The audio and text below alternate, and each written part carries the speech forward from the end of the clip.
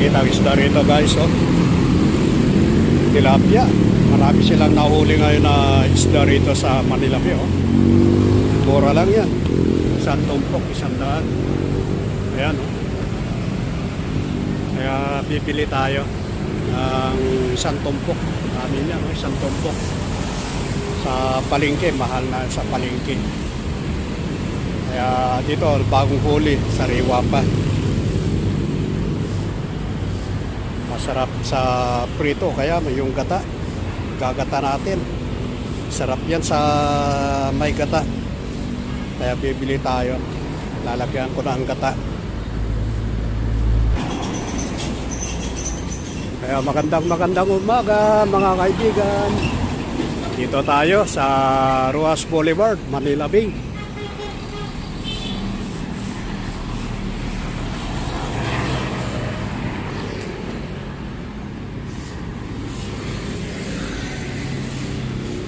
Magandang mamasyal pagka umaga. Isang tumpok pa.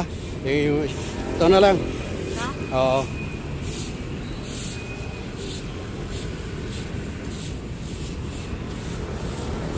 Yan guys, tandaan nyo. Isang tumpok.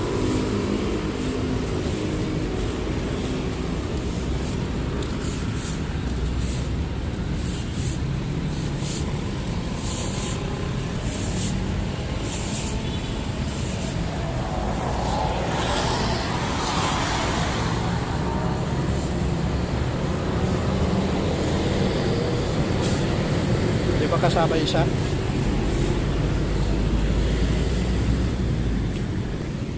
Ayan, nakabili na tayo. 100 lang.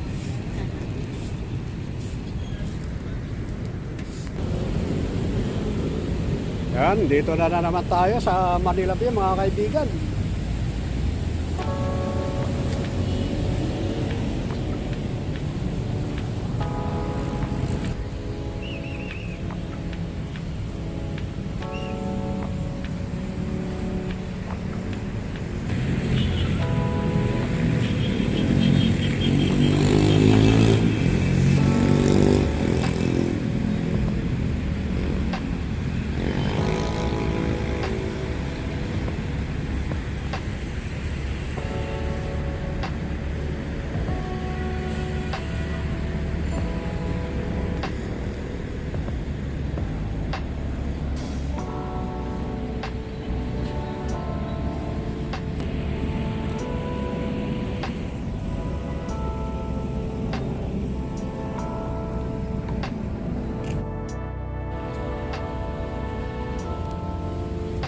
Hindi pa nakakot mga kaibigan itong mga kahoy dito. Ayan, oh. Daming kahoy. Dito sa Manila Bay, yung mga kanilang naipon mula nung nagkaroon ng habagat at bagyo. Ito, hindi pa nandito pa, naiipon pa, hindi pa nakakot yung mga kahoy-kahoy na kanilang nakukuha rito. Ayan, nag-uumpisa na sila na naglinis dito sa Manila Bay mga kaibigan. Maaga sila na naglinis. Araw-araw na naglilinis sila dito sa Manila Bay mga kaibigan. Ayan, oh, ganda na. Kitang-kita na yung linis ng Manila Bay talaga. Dahil alagang-alaga ang atin mga tagapaglingkod, tagapaglinis dito sa Manila Bay.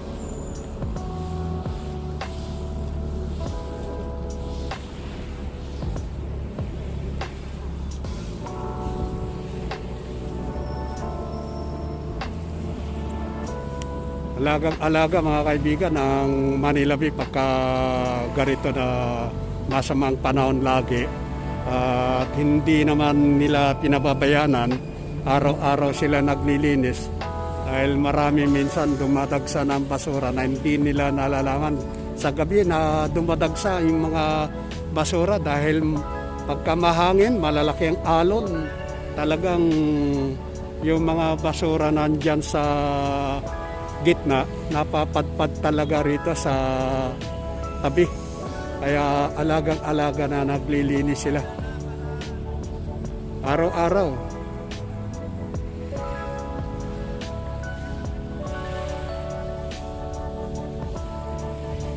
Yan, lalapit tayo.